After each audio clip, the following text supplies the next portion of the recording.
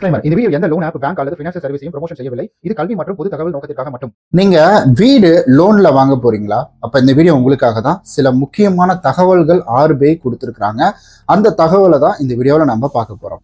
பொதுவா ஒரு வீடு வாங்கினோம்னா குருவி சேர்க்கிற மாதிரி கொஞ்சம் கொஞ்சமா சேர்த்து வச்சு, அல்லது நம்ம வச்சிட்டு இருக்கக்கூடிய நகையை அடமானம் வச்சு அல்லது வித்து ஏதாவது ஒரு வகையில நம்ம வீட்டை வாங்கிடணும் அப்படின்ற ஒரு கனவு நடுத்தர மக்களுடைய மனசுல இருக்குது. ஏன்னா வீடு ஒன்று இருந்துட்டாலே போதும், நம்ம நிம்மதியாக நம்மளுடைய வாழ்க்கையை வாழ்ந்துடலாம். ஏன்னா ஒரு வாடகை வீட்டில் செவுத்துல ஆணி அடிக்கிறதுல இருந்து ஏதாவது நம்ம இஷ்டப்படி ஏதாவது ஒரு ஸ்டிக்கர் ஒட்டணும்னா கூட நம்ம ஒன்றையும் அவங்கள்ட்ட கேட்டுட்டு தான் பண்ணணும் அப்படின்ற கொடுமை எல்லாமே நடக்குது. அந்த வகையில் ஒவ்வொரு நடுத்தர மக்களும் அவங்களுடைய மனசில் ஓடிக்கிட்டு இருக்கிறது என்னன்னா, மாதம் மாதம் வாடகை கொடுக்குற காசுக்கு நான் எதனாச்சும் ஒரு லோனை போட்டு அதன் மூலியமா நான் என்ன செய்ய போறேன்னா, இது மாதிரி வந்துட்டு கடனை அடைச்சி நான் வந்துட்டு வாழ்க்கையில சந்தோஷமா இருக்க போறேன் அப்படின்ற மாதிரி வந்துட்டு அவங்களுடைய மனசுல சில விஷயங்கள் ஓடிக்கிட்டு இருக்கு. அதனால நடுத்தர மக்கள் என்ன பண்றாங்கன்னா, படிச்சவங்களோ அல்லது படிக்காதவங்களோ, இதை பற்றி தெரிஞ்சவங்களோ அல்லது தெரியாதவங்களோ, இவங்க எல்லாருமே லோனுக்காக பேங்கை நோக்கி போறாங்க அல்லது ஃபினான்ஷியல் கம்பெனியை நோக்கி போறாங்க. அப்படி போகும்பொழுது அந்த ஃபினான்ஷியல் கம்பெனி அப்படின்றது இவங்களுக்கு லோன் தர முன் வராங்க, அவங்களுக்கான வட்டி தொகையை வாங்கிக்கிட்டு. இப்போ என்ன ஆகுது அப்படின்னு கேட்டிங்கன்னா, சில விஷயங்கள் தேவையே இல்லைனாலும் வலுக்கட்டாயமா சில வங்கிகளோ சில வங்கி சாரா நிதி நிறுவனங்களோ என்ன செய்யறாங்கன்னா, இன்சூரன்ஸ் அப்படின்றத வசூலிக்கிறாங்க. ஏன்னா இன்சூரன்ஸ் தொகை அப்படின்றது அது பெரிய தொகையா இருக்கும். நம்ம ஒன்றும் ₹1 ₹2 வந்துட்டு வீட்டு லோன் வாங்க மாட்டோம், எப்படி லட்சக்கணக்கில் தான் வாங்குவோம். அப்போ லட்சக்கணக்கில் போடும்போது அதுக்கு இன்சூரன்ஸ் தொகைன்றது பெருசா இருக்கும். அந்த இன்சூரன்ஸ் தொகையை நம்ம வீடு வாங்குற அவசரத்துல நமக்கு தெரிஞ்சும் தெரியாமல் நம்ம என்ன பண்றோம்னா, வீடு வந்துடணும், எனக்கு தேவை லோன் சாங்ஷன் ஆகணும் அப்படின்றதுக்காக அந்த லோனை வந்துட்டு அக்செப்ட் பண்ணிக்கிறோம். அதாவது அந்த இன்சூரன்ஸ் வந்துட்டு அக்செப்ட் பண்ணிக்கிட்டு அதை ஒரு பேர்டனா நம்ம போட்டு தலையில போட்டு வச்சுக்கிறோம். ஸோ இதுக்கெல்லாம் முற்றுப்புள்ளி வைக்கும் வகையில RBI இந்த முக்கியமான ஒரு அப்டேட்டிங் அப்படின்றத கொண்டு வந்திருக்கிறாங்க. இந்த அப்டேட்டிங் அப்படின்றது என்ன செய்யும்னா, ஸோ உங்களுக்கு நிறைய பணத்தை மிச்சம் பண்ணி கொடுக்கும். ஹோம் லோன் எடுக்க போறீங்களா? அப்போ இந்த வீடியோவை முழுமையாக பாருங்க. ஸோ தயவு செஞ்சு முழுமையாக பாருங்க. இந்த மாதிரி பயனுள்ள இன்ஃபர்மேஷன் கொண்ட வீடியோ தொடர்ந்து நம்ம நிறையா பண்ணிக்கிட்டு வரோம். நிறைய ஃபினான்ஷியல் ஸ்ட்ரகிள் ஆனவங்க அதிலிருந்து எப்படி வெளியில வருது அப்படின்றது எல்லாத்தையுமே பண்ணிட்டு இருக்கோம். மறக்காம அதெல்லாம் போய் பார்க்கலன்னா பார்த்துருங்க. ஸோ நான் பார்த்தீங்கன்னா ஃபினான்ஷியல் அட்வைசர்லாம் கிடையாது. இந்த ஃபீல்டில் ரொம்ப வருஷம் இருக்கிறேன். என்னுடைய அனுபவத்தை தான் பகிர்ந்துக்கிறேன். இந்த நியூஸை கேள்விப்பட்ட உடனே உங்களுக்காக கொண்டு வந்துட்டேன். பொதுவா நீங்க லோன் எடுக்கிறதுக்காக, அதுவும் ஹோம் லோன் எடுக்கிறதுக்காக ஒரு வங்கியை நோக்கி போறீங்க, இல்ல வங்கி சாரா நிதி நிறுவனத்தை நோக்கி போறீங்க அப்படின்னா ஒரே ஒரு வார்த்தை அவங்க என்ன தெரியுமா சொல்லுவாங்க, சார் உங்களுக்கு ஒருவேளை ஃபியூச்சர்ல எதனாச்சும் ஆயிடுச்சுன்னா இந்த பணத்தை உங்க குடும்பத்துல இருக்கிறவங்க ரீபேமெண்ட் பண்றதுக்கு கஷ்டப்படுவாங்க, அதுக்காக நீங்க ஒரு இன்சூரன்ஸ் எடுத்து ஆகணும் அப்படின்ற ஒரு வார்த்தையை முன் வைப்பாங்க. இந்த இடத்துல நம்ம என்ன தெரியுமா பண்ணுவோம், ஒருவேளை லோன் கிடைக்காம போயிடுமோ அப்படின்ற ஒரு பயத்துல, ரிஜெக்ட் ஆயிடுமோ அப்படின்ற ஒரு பயத்துல நம்ம என்ன செய்வோம்னா, சரி ஓகே சார் அப்படின்றதுக்கு நம்ம தலையசிச்சிருவோம். ஸோ இந்த இன்சூரன்ஸ் அப்படின்றது போடுறது எந்தவித தவறும் கிடையாது. ஆனா இந்த இன்சூரன்ஸை நாங்க சொல்ற நிதி நிறுவனம், அதாவது வந்து இன்சூரன்ஸ் நிறுவனத்துக்கிட்ட தான் போடணும், நாங்க சொல்ற பாலிசி மட்டும் தான் எடுக்கணும் அப்படின்றது இது ஒரு கட்டாயப்படுத்தி இன்சூரன்ஸ் போடுறது தானே. இது எல்லாமே வந்துட்டு நமக்கு என்ன ஆகும்னா, நம்ம ஆல்ரெடி வீட்டு கடனையும் கட்டுறோம், அதை கூட சேர்த்து இந்த இன்சூரன்ஸையும் சேர்த்து நம்ம கட்டிக்கிட்டு இருப்போம். மாசம் மாசம் இந்த பிரீமியம் இதெல்லாம் சேர்த்து நம்ம வந்து ஒரு தொகையா மாசம் மாசம் EMI சேர்த்து கட்டிக்கிட்டு இருப்போம். ஸோ இதுக்கெல்லாம் முற்றுப்புள்ளி வைக்கும் வகையில தான் RBI மிகப்பெரிய ஒரு அப்டேட் அப்படின்றது கொண்டு வந்திருக்கிறாங்க. இதை பத்தி தெரியாதவங்க அக்செப்ட் பண்ணிக்கிட்டு என்ன பண்ணுவாங்க, சரி ஓகே இதெல்லாம் ரூல்ஸ் போல இருக்குது போல அப்படின்ற மாதிரி இதை ஏத்துக்கிட்டு அவங்க மாசம் மாசம் EMI கட்டிக்கிட்டு இருப்பாங்க. பட் இதை பற்றி தெரிஞ்சவங்க கிட்டேயே போய் இந்த மாதிரி வந்து நீங்க பண்ணிதான் ஆகணும், இது கட்டாயம் சார், இது கம்பல்சரி நீங்க பண்ணி ஆகணும் அப்படின்னு அவங்களே ஃபோர்ஸ் பண்ணும் பொழுது அவங்க எல்லாம் சேர்ந்து என்ன செய்யறாங்கன்னா, RBI கிட்ட கம்ப்ளைண்ட் அப்படின்றது கொடுக்குறாங்க. ஏதோ நேத்து நடந்து முந்தா நேத்து கம்ப்ளைண்ட் கொடுத்து இன்னைக்கு ஆக்ஷன் அப்படின்றது கிடையாது. பல வருடங்களா இந்த மாதிரி நடந்துட்டு இருந்ததை RBI கண்காணிச்சு அதுக்கப்புறமேட்டுக்கு இதுக்கான தகுந்த ஒரு முடிவு அப்படின்றத வந்துட்டு கொடுத்துருக்குறாங்க. ஒரு 5 விதமான அப்டேட் அப்படின்றதும் இருக்குங்க. பொதுவா ஒரு லோன் எடுக்க போறோம்னா இந்த மாதிரி ரூல்ஸ் அண்ட் ரெகுலேஷனை தெரிஞ்சுக்கணும். அதை தான் நம்மளுடைய வீடி தமிழ் பண்ணுது. இந்த மாதிரி நிறைய பயனுள்ள அப்டேட் அப்படின்றது நம்ம சேனல்ல இருக்கு, மறக்காம அதெல்லாம் போய் பாருங்க. இப்போ அடுத்த முதல் அப்டேட் என்னன்றதை பார்த்துடலாம். சரி ஓகே, நான் முதல் பாயிண்ட் அப்படின்றது இங்க கொடுத்து வச்சிருக்கேன். நான் இந்த பாயிண்ட் பார்த்து சொல்றேன். ஸோ இன்சூரன்ஸ் கட்டாயம் இல்லை. அதாவது வந்துட்டு வீட்டு லோன் நம்ம வாங்குறோம் அப்படின்னா வாடிக்கையாளர்களுக்கு இன்சூரன்ஸ் எடுக்க சொல்லி எந்த ஒரு வங்கியும் அவங்கள கட்டாயப்படுத்த கூடாது அப்படின்றத வந்துட்டு சொல்லியிருக்காங்க. அப்படி கட்டாயப்படுத்தினா இது ஒரு சட்டப்படி குற்றமாகும் அப்படின்றதையும் வந்துட்டு இதுல ஸோ தெளிவா வந்துட்டு குறிப்பிட்டிருக்காங்க. அப்போ வாடிக்கையாளர்கள் ஒருவேளை இந்த இன்சூரன்ஸ் எடுக்கணும் அப்படின்னு நினைக்கிறாங்கன்னா அப்போ அவங்களுக்கு பிடிச்ச நிறுவனங்களை, அதாவது வங்கி சஜஷன் பண்றதுல தான் போகணுன்ற அவசியம் கிடையாதுங்க.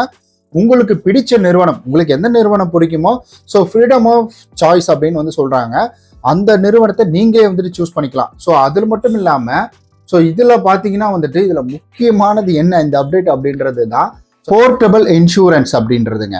அதாவது என்னன்னா, நீங்க ஆல்ரெடி ஒரு பேங்க்ல நீங்க லோன் போட்டிருக்கீங்கன்னு வச்சுக்கோங்களேன், அந்த லோன் வந்து கரெக்டா போயிட்டு இருக்கு, பட் ஆனா உங்களுக்கு இஎம்ஐ கட்ட முடியல, இல்ல வட்டி அதிகமா இருக்கு அப்படின்ற ஒரு சூழ்நிலை வரும்பொழுது நீங்க என்ன பண்றீங்கன்னா, இந்த பேலன்ஸ் டிரான்ஸ்ஃபர்னு சொல்லுவாங்க.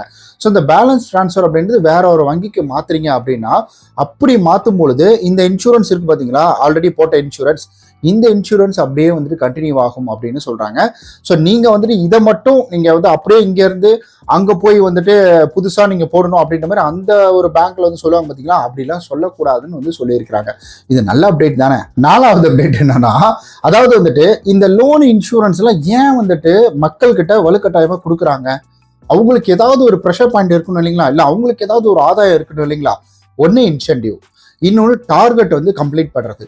அப்போ வங்கி என்ன ஆணித்தனமா தெளிவா சொல்லிடுச்சுன்னா, இந்த மாதிரி ஒரு ஹோம் லோனுக்கான இன்சூரன்ஸ் போடுறாங்கன்னா அந்த இன்சூரன்ஸ்க்கு யாரை வந்துட்டு அதை சேல் பண்றாங்களோ, அந்த மேனேஜர் யாரோ, அந்த ஊழியர்கள் யாரோ, அவங்களுக்கு இந்த இன்சூரன்ஸ் சேல் பண்றதன் மூலியமா எந்த வித கமிஷனும் போகக்கூடாது. அதாவது இன்சூரன்ஸ், அதாவது இன்சென்டிவ் சொல்றாங்க பார்த்தீங்கன்னா, அந்த இன்சென்டிவ் அப்படின்றது போகக்கூடாது அப்படின்றது வந்துட்டு ரொம்ப ஆணித்தனமா சொல்லியிருக்கிறாங்க. ஸோ அவங்களுக்கு ஒரு ப்ரெஷர் கிடைச்சா தானே, இதை நீ சேல் பண்ணி தான் ஆகணும், இந்த டார்கெட்டை நீ முடிச்சு தான் ஆகணும் அப்படின்னா தானே அவங்களுக்கு வந்துட்டு தலைவலியே. ஸோ இப்போ அவங்க பெருசாக கண்டுக்க மாட்டாங்க, சார் நீங்கள் எங்கே வேணா போட்டுக்கோங்க, போடலினாலும் பிரச்சனை இல்லை சார் அப்படின்ற மாதிரி சொல்லிட்டு அவங்க பாட்டுக்கு அவங்க வேலையை பார்த்துட்டு போயிடுவாங்க. அதை தான் சொல்கிறேன். 5வது அப்டேட் என்னன்னா, இதை தெரிஞ்சவங்க தானே கம்ப்ளைண்ட் கொடுக்க முடியும், தெரியாதவங்க எப்படி கம்ப்ளைண்ட் கொடுக்க முடியும் அப்படின்னு கேட்டிங்கன்னா, ஒரு வேளை இதை கம்ப்ளைண்ட் கொடுத்து இந்த மாதிரி வலுக்கட்டாயமாக வந்துட்டு இதை பற்றி பெருசாக மக்கள்கிட்ட வந்து சொல்லாமல் அவங்கள்ட்ட வந்துட்டு நீ இன்சூரன்ஸ் போட்டு தான் ஆகணும் அப்படின்ற மாதிரி அவங்கள கட்டாயப்படுத்தி அவங்க இன்சூரன்ஸ் போட வச்சுட்டால், அது நிரூபிக்கப்பட்டால் அந்த வங்கி யாருக்கிட்ட வந்துட்டு அந்த பணம் போட்டுதோ அந்த பணத்தை ரீஃபண்ட் அப்படின்றது பண்ணிடணும். அதுக்கு அடுத்தது பார்த்தீங்கன்னா காம்பன்சேஷன் அப்படின்றது, அதாவது இழப்பீடு கொடுக்கணும். யாரு வந்துட்டு இந்த லோனை யாருக்கிட்ட நீங்க வலுக்கட்டாயமா போட்டீங்களோ அவருக்கு நீங்க இழப்பீடு கொடுக்கணும் அப்படின்றத ரொம்ப ஆணித்தனமா வந்துட்டு ஸ்ட்ராங்கா சொல்லியிருக்குது.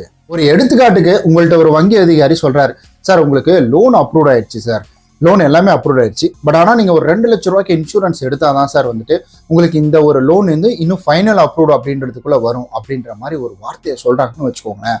ஒரு தங் லைஃப் போட்டுக்கோங்க, அதாவது வந்து தங் மியூசிக் அப்படின்ற மாதிரி போட்டுக்கிட்டு நீங்கள் ஒரே வார்த்தையை சொல்லலாம், சார் ஆர்பிஐ இப்போ புது ரூல்ஸ் போட்டு வந்திருக்கிறாங்க.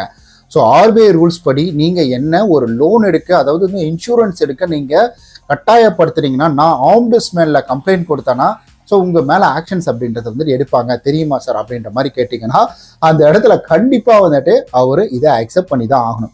அதாவது என்னன்னா, எப்பவுமே சரிங்க, ஒரு ஸ்பீச் அப்படின்றது ரூடாக இல்லாமல் சாஃப்டாக இருக்கலாம். சார் இந்த மாதிரி அப்டேட் வந்திருக்குது, ஆர்பிஐல சொல்லியிருக்காங்க இல்லைங்க சார், இந்த மாதிரிலாம் கட்டாயப்படுத்தக்கூடாதுன்னு சொல்லியிருக்காங்க, அப்புறம் இது வாங்கினா தான் இன்சூரன்ஸ் ஆகும்னு சொல்கிறீங்களே, என்ன சார் இது நான் வேணா வந்து ஆம்புட்ஸ்மேன்ல கம்ப்ளைண்ட் கொடுத்துக்கிறேன் சார் அப்படின்ற மாதிரி கூட நீங்கள் பேசலாம். ஸோ எந்த இடத்துலையுமே நம்ம பொலைட்டாக பேசணும், அமைதியாக பேசணும். அதுக்காக வந்துட்டு எனக்கு இருக்கு பத்தியா அழே என்ன அந்த அப்படிலாம் பேசக்கூடாது. இந்த ஒரு தகவல் அப்படின்றது தான் மிக முக்கியமானது இந்த வீடியோவிலேயே. அதாவது ஒரு லோனுக்கு இன்சூரன்ஸ் போடுறது அப்படின்றது ரொம்ப ரொம்ப இம்பார்ட்டன்ட் தாங்க, அது முக்கியமான விஷயம் தான். ஆனால் அந்த முடிவு வந்துட்டு உங்களுதான் இருக்கணும். ஒருவேளை ஒருத்தர் வந்துட்டு அந்த குடும்பத்தில் லோன் போடுறாரு, அந்த லோன் போட்டு அவரால், ஏன்னா இதெல்லாமே லாங் டேர்ம் லோனு, 30 வருஷம் 20 வருஷம் இருக்கும். ஸோ அந்த மாதிரி இடையில ஏதாவது ஒரு விஷயம் நடந்து, விபத்து நடந்து, உயிருக்கு சேதாரம், அது வேற அடுத்தது தான். வேலைக்கு போக முடியாது, பர்மனெண்டா வேலைக்கு போக முடியாத இஷ்யூ வந்துருச்சுன்னா இந்த மாதிரி இன்சூரன்ஸ் அப்படின்றது நம்மளே காப்பாற்றும். இப்போ இன்சூரன்ஸே போடக்கூடாது அப்படின்றது கிடையாது, இன்சூரன்ஸ் எல்லாமே வேஸ்டிங் அப்படின்றது கிடையாது, கட்டாயப்படுத்தக்கூடாதுன்றது தான் ஆர்பிஐயோட ரூல்ஸ். இன்சூரன்ஸ் இருந்தாதாம்மா நான் உனக்கு வந்துட்டு லோனே கொடுப்பேன் அப்படின்றது தப்பு. ஸோ இந்த இடத்துல வந்துட்டு நம்ம ஒரு லோன் போடுறோம் அப்படின்னா, அது லாங் டேர்ம் லோன் போடுறோம்னா அதுக்கு இன்சூரன்ஸ் போடுறது ரொம்ப ரொம்ப நல்லது. ஏன்னா அந்த குடும்பம் வந்துட்டு ஒருவேளை அந்த குடும்பத்தில் எடுத்தவர் இறந்துட்டாரோ, இல்லை அவருக்கு பர்மனன்ட் வந்துட்டு ஏதாவது வேலைக்கு போக முடியாத சூழ்நிலை அமைஞ்சிருச்சுனாலோ, அப்போ என்ன ஆகும்னு கேட்டிங்கன்னா, இஎம்ஐ கட்டுறதுக்கு அந்த குடும்பத்தில் இருக்கக்கூடியவங்க சிரமப்படுவாங்க. அப்போ வங்கி என்ன பண்ணும், கட்டலினா அதுக்கப்புறம் அவங்க லீகல் ஆக்ஷன் அப்படின்றது எடுப்பாங்க. ஸோ ஒரு கட்டத்தில் ஒருத்தர் நல்லது கூட அந்த வார்த்தையை சொல்லுவாங்க, இன்சூரன்ஸ் போட்டுங்க சார் நல்லதுன்னு சொல்லுவாங்க, அதுக்கெல்லாம் நீங்கள் உடனே தூக்கிப்பட்டு கம்ப்ளைண்ட் அப்படின்றது கொடுத்துடக்கூடாது. போட்டாதான் உனக்கு லோன் தருவேன், இல்லைன்னா தர முடியாது கிளம்பு, அந்த மாதிரி வந்துட்டு லாங்குவேஜுக்கு மட்டும்தான். ஸோ அதனால நீங்கள் அந்த மாதிரி வந்துட்டு நீங்கள் இன்சூரன்ஸ் போடுறதா இருந்தால் என்னை பொறுத்தவரைக்கும் இன்சூரன்ஸ் போட்டுக்கோங்க. இன்சூரன்ஸ் ரொம்ப ரொம்ப நல்லது, அதுவும் லாங் டேர்ம் லோனுக்கு நல்லது. இன்சூரன்ஸ் போடுறதுக்கு முன்னாடி நல்ல ஒரு லீகல் அட்வைசரையோ இல்லை ஃபினான்ஷியல் அட்வைசரையோ கூப்பிட்டு அந்த இன்சூரன்ஸ் எப்படி ஒர்க் ஆகுது, அந்த இன்சூரன்ஸ் ஃபியூச்சரில் உண்மையாலுமே நான் இல்லைன்னா அந்த லோன் மொத்தமாக க்ளோஸ் ஆகி என் வீடு என் பிள்ளைங்க கைக்கு வந்துருமா அப்படின்ற மாதிரி எல்லாத்தையும் தெளிவுபடுத்திக்கோங்க. தெளிவுபடுத்தினதுக்கு அப்புறமேட்டுக்கு வந்துட்டு நீங்கள் அந்த இன்சூரன்ஸ் அப்படின்றத எடுங்க. அது மட்டும் இல்லாமல் இது என்ன மாதிரி வந்துட்டு விஷயத்துக்கு அந்த பிரச்சனை வரும், அதாவது வந்துட்டு ஒருவேளை ஆக்சிடென்ட்டுக்கு வருமா, இல்லை வந்துட்டு ஏதாவது வந்துட்டு நேச்சுரலாக இறந்துட்டா வருமா, இல்லை வந்துட்டு நம்ம சுனாமி இந்த மாதிரிலாம் வருது பார்த்தீங்களா, இயற்கை பேரழிவுனால ஆபத்து வருது இல்லைங்களா, ஸோ அந்த மாதிரி இதுக்கு இது யூஸ் ஆகுமா அப்படின்ற மாதிரி எல்லா விதத்துலையும் இந்த காம்பன்சேஷன் சொல்லுவாங்க. ஸோ அதை வந்து கரெக்டாக கேட்டுக்கோங்க. 0 டெப்ரிசியேஷன் அப்படின்னு சொல்லுவாங்க. ஸோ இந்த மாதிரி டெப்ரிசியேஷன்னா அதில் என்னென்ன விஷயங்கள் இன்க்ளூடாக வருது, எப்படி நடந்தா, என்ன மாதிரி நடந்தா அப்படின்றத தெளிவுபடுத்திக்கோங்க நல்ல ஒரு லீகல் அட்வைசரை வச்சு. ரொம்ப நன்றி இந்த வீடியோ நீங்கள் இவ்வளோ தூரம் பார்த்ததுக்கு. இந்த மாதிரி பயனுள்ள இன்ஃபர்மேஷன் தெரிஞ்சுக்க நம்மளுடைய விடி தமிழ் சேனல் சப்ஸ்கிரைப் பண்ணிக்கோங்க. பாய்.